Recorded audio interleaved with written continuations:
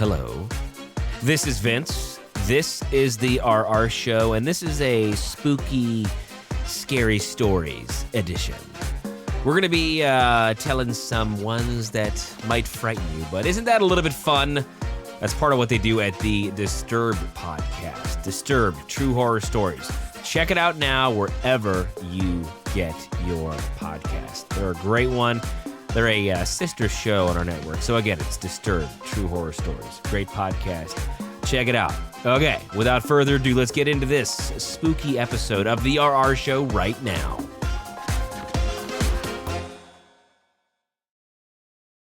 Our first story comes from user Hidden Author 2022, posted under the subreddit r/ScaryStories. I get paid to scare people. This time, I wasn't the one doing the scaring.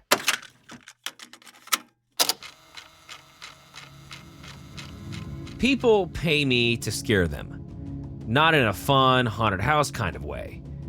My job is more personal, tailored. I find what gets under your skin and make it real, at least for a little while. Some people get a rush from it, others just want to feel something. I have rules though. I never touch anyone. I never actually break anything. And I never ever take a job unless I know every detail first. So when I got a job offer from an anonymous client willing to pay double my usual rate, I should have known something was off. Make him believe the house is haunted, the client said. Make him believe something's inside with him. Easy enough, I've done it 100 times before. The house was an old Victorian on the edge of town. Isolated, surrounded by overgrown trees that swallowed the streetlights. The kind of place that already felt haunted. The client's brother had moved in a week prior.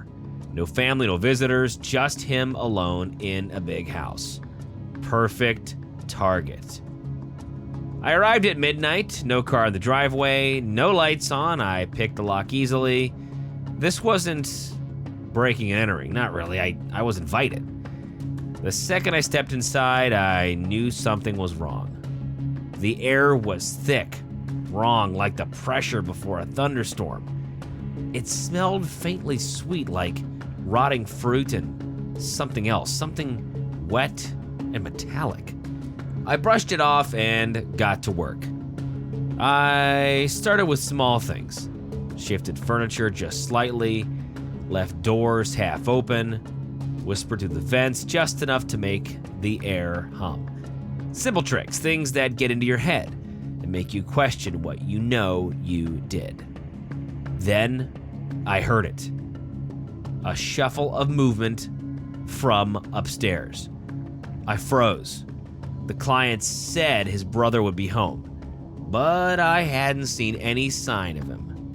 No shoes by the door, no dishes in the sink. The house felt empty.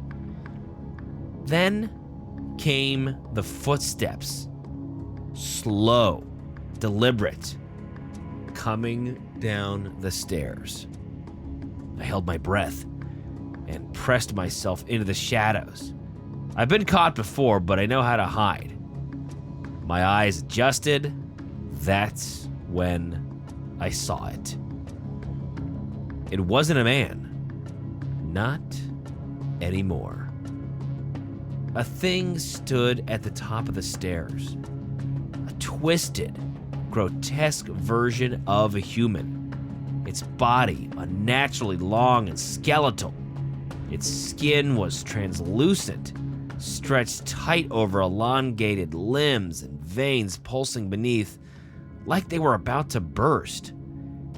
It had the twisted frame of a human, but spindly legs. Leg like an insect's, ending in sharp, twitching talons that scraped against the wooden floor. Its body was covered in a fine, oily black fur that glistened in the dim light. Its face was where the nightmare began. A massive, bulbous head with too many eyes, glassy and black, flickered all over its skin. They weren't arranged neatly like a spider's. They were scattered in irregular patterns, one near its jaw, another on its forehead, some just under its chin, blinking in a maddening and unpredictable rhythm. The thing's mouth. No, it wasn't a mouth. It was a horrific, churning mass of jagged, needle-like teeth, all constantly moving as if they were fighting to break free from its face. It opened impossibly wide, its jaw unhinging like a snake's, stretching down to its chest. Then I saw its hands. They were wrong in a way that made my stomach twist. They weren't hands at all. They were spider legs, long, segmented, and twitching. They were like thick, black antennae that twitched with violent energy, bending and unfurling as they scraped against the wall. I could feel the heat in my throat rise. I should have turned and run. I should have done anything but stay frozen. But the thing wasn't finished. It tilted its head. The sound of its neck cracking echoed through the house like dry twigs snapping underfoot. Then it spoke. Its voice wasn't human. It sounded like a distorted and garbled hiss with a sharp, skittering click, like the sound of 1,000 bugs crawling in the dark. You shouldn't have come. Before I could even process the words, the thing lunged, but not with speed. It moved in jerks like it was still learning how to control its body. Its legs clicked, bent with disturbing precision, the long, sharp appendages scraping against the floor with every movement. My body moved before my brain could catch up. I ran, bolted towards the door, and the sound of it pulsing, scratching, scraping, skittering was deafening. Every part of me screamed to get out to survive. Just as my hand gripped the door handle, the lights went out. The house went black. I couldn't see, I couldn't breathe. My heart thundered in my ears as I fumbled in the dark. That's when I felt it. Ice-cold legs crawling across my back, their jagged tips scraping my skin like they were testing the flesh. I wrenched open the door, tore through the hallway, not looking back. I don't know how I got to my car. My hands so slick with sweat, I could hardly grip the wheel. But I know one thing. As I pulled out of the driveway, I looked in the rearview mirror. That thing was standing at the top of the stairs, its eyes flashing in the window. It tilted its head, and with one last horrifying click, smiled. I left town that same night, a cold fear still crawling under my skin, and I haven't stopped driving. I haven't looked back, and I swear I will never, ever scare anyone again.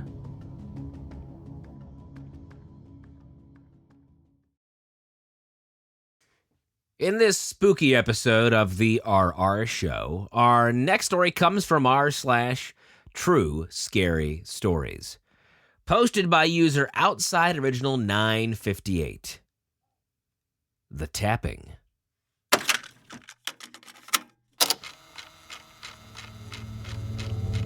This happened almost a year ago in late January, early February of 2023.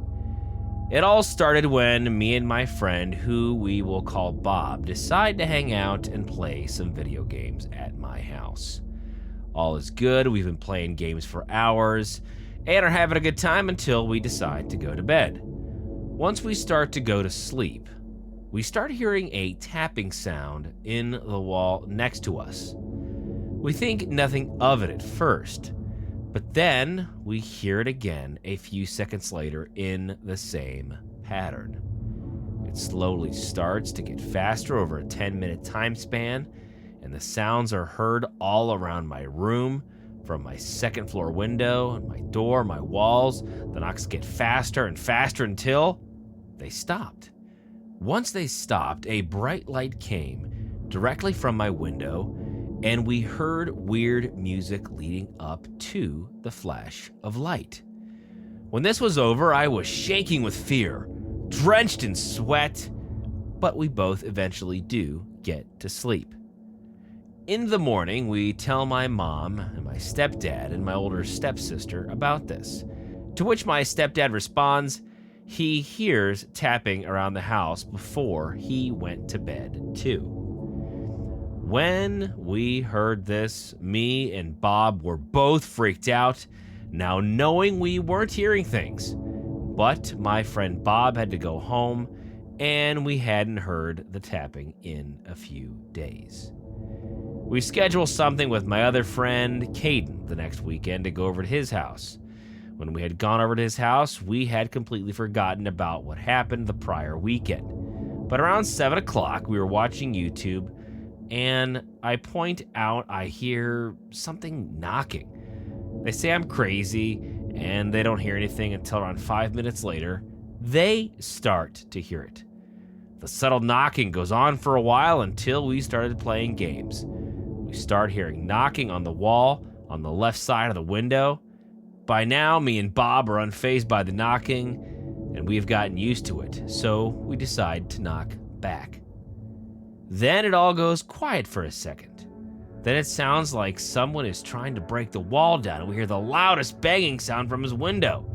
We're all scared by this, but the rest of the night goes normally until we plan something for the next weekend at my friend Bob's house. We expect this weekend to go normally with a little concern of the knocking. The whole night's fine until we try to go to bed. While we were sitting in his basement about to fall asleep, we hear knocking from the small window in his basement, and then we hear it from the wall behind us. The cycle repeated, getting faster and faster, until it suddenly stopped and we never heard it again. This story is a true story that happens to me and my friends. The names have been changed to protect their privacy, but it's a completely true story.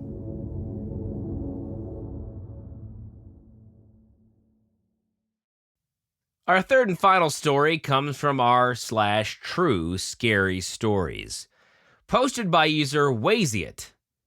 Never going back to Connecticut.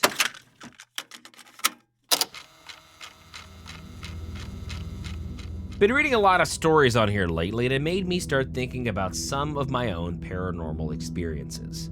This story is 100% true.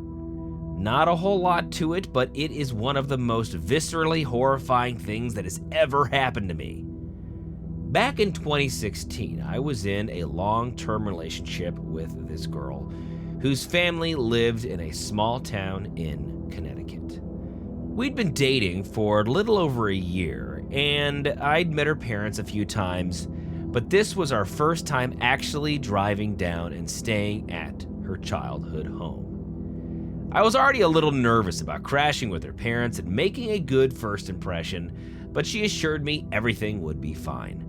The whole drive down was incredibly scenic, and the town itself had all the usual trappings of a cute colonial town. We pulled up to the place, and it's this beautiful 3-story old house, half sitting on a hill overlooking a big green yard. Her parents greeted us and were super welcoming, leading us into an open foyer with a dark wooden staircase. The house was clearly very old, but in a nice, cozy sort of way. It had clearly been remodeled from those old-school New England homes with some slight modern touches. My ex said we'd be sleeping in the guest room upstairs because her childhood bedroom only had a skinny single bed. She made sure to qualify, though, that her house is sort of haunted, and the guest room is where most of the ghost activity had centered around.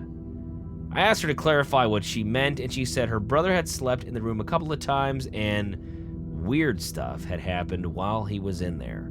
She didn't really elaborate any further, and in a way that I could tell if she was trying to downplay it or not to freak me out. She did say, though, that pretty much everyone in her family had one strange experience or another while living in the house. When her dad was remodeling the kitchen, he was home alone, working, and sat down to take a break. While he was sitting in silence drinking some water, he suddenly felt a strong grip on his right shoulder from behind. He jumped out of his chair, looked around, but nobody was there. He's a completely normal, non-superstitious guy. And when I asked him about it, he said he thought a spirit was trying to warn him to not make any changes to the house. Another time, my ex was home alone with her dog watching TV downstairs, and all of a sudden, she heard loud banging footsteps walking down the hall upstairs. As the footsteps continued down the hall, she could swear she heard someone banging on the walls, slowly approaching the top of the staircase. Her dog ran to the bottom of the stairs, started barking like crazy. She grabbed her phone, grabbed the dog, seeing nothing at the top of the stairs, and ran outside. She called her parents and called the police while watching the house from the sidewalk a little ways away. From where she was situated, she could see both entrances to the house, and the way the windows are set up, you couldn't jump out a second-story window without breaking your legs. The police searched the place and found no one, and her family chalked it up to a ghost. There has also been some smaller spooky stuff that has happened, like their attic door closing on its own, even if they put a chair in front of the door. When they go up to get something, they'll come back down to the stairs and find the door closed. For some reason, that irked me the most, and I refused to go up there. Anyway, the actual experience I had was my first night staying there. We were settling down to go to bed in the guest room, and I remember being slightly bothered by the lighting in the room. It just felt off or slightly uncanny. It was both very bright and dim at the same time. I figured I was tired, and we climbed into bed and slowly nodded off to sleep. Now, I don't know if I was dreaming before this happened, but in the middle of me being asleep, a woman appeared in my dreams. She was violently angry and started addressing me directly.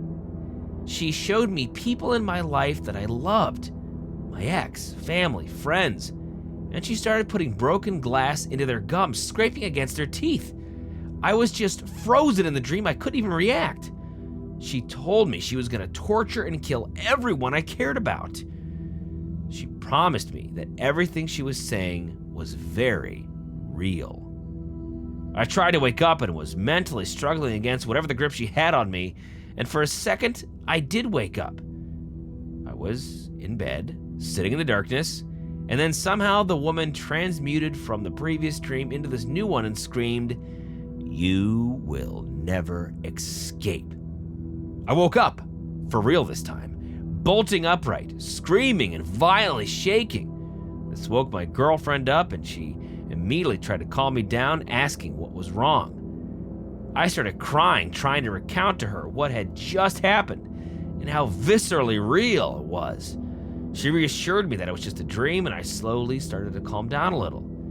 I was genuinely afraid to go back to sleep, but we ended up somehow being able to nod back off, and I made it to the morning without any other incident. We stayed at the house in that room a couple of more times over the years, and I never had a dream like that again. You probably could chalk it up to the power of suggestion, being in a new place, being told that the guest room had ghost activity. But that is the one time, before or since, I've had a true night terror or woke up screaming. I have never had a dream that even approaches that level of intensity to that one. I honestly don't know what to make of it. It's probably just my brain freaking out. But as a first-timer in that house, it felt like a warning.